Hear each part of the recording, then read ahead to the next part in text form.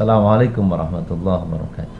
Alhamdulillah wassalatu wassalamu ala Rasulillah wa ala alihi wa sahbihi wa mawalah wa ba'd.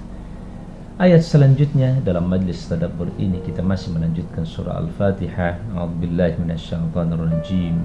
Iyyaka na'bud wa iyyaka nasta'in. Shadaqallahul azim. Iyyaka, hanya kepada Engkau ya Allah.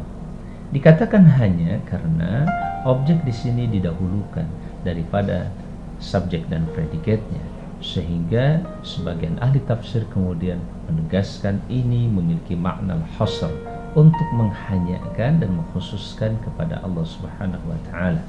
Iyyaka na'bud, hanya kepada Engkau lah ya Allah kami menyembah. Kalimat ini tentu saja punya korelasi dengan ayat sebelumnya. Ketika kita dengan penuh kesadaran bahwa yang maha berjasa pada kita adalah Allah, Dialah yang menciptakan kita, memfasilitasi hidup kita semuanya, menyediakan alam semesta untuk kita, maka sudah barang tentu kita semuanya harus bergantung kepada Allah. Ketergantungan itulah dalam bentuk cinta, ketergantungan itulah dalam bentuk kita hanya takut pada Allah Subhanahu wa taala, kemudian kita sujud dan ruku kepadanya. Iyyaka na'bud. Dalam mengisi kehidupan ini dengan rahmat Allah dalam bentuk berbagai macam kenikmatan-kenikmatan yang melimpah ruah itu, hanya dengan konsep ibadah untuk kita beribadah kepadanya, kita gunakan itu adalah konsep dan cara mengelola kenikmatan secara benar.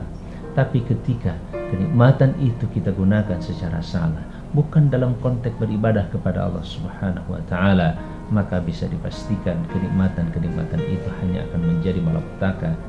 Paling indah hanya merupakan kesenangan sesaat bagi setiap manusia.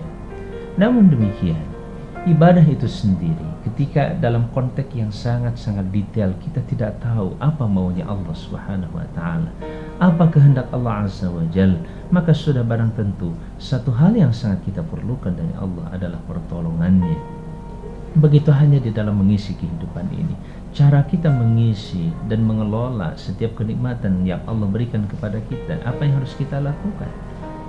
Kita saat itu memerlukan pertolongan.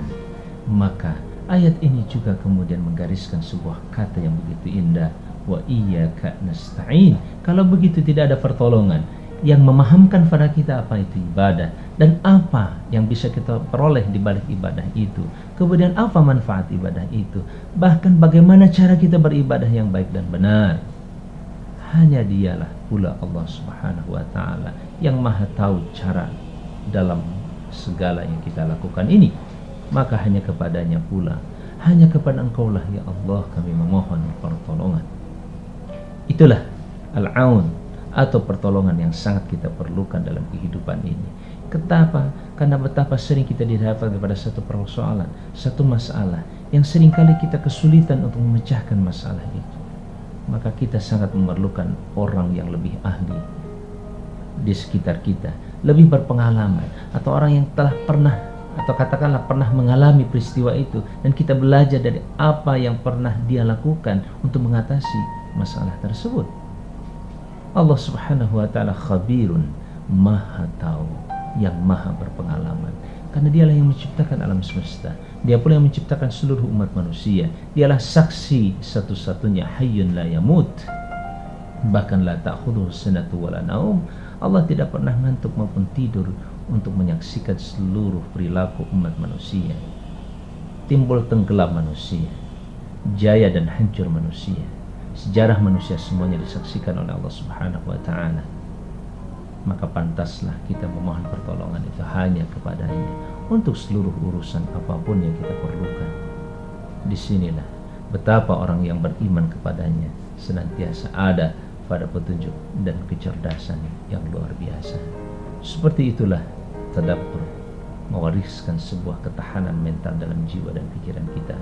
Assalamualaikum warahmatullahi wabarakatuh.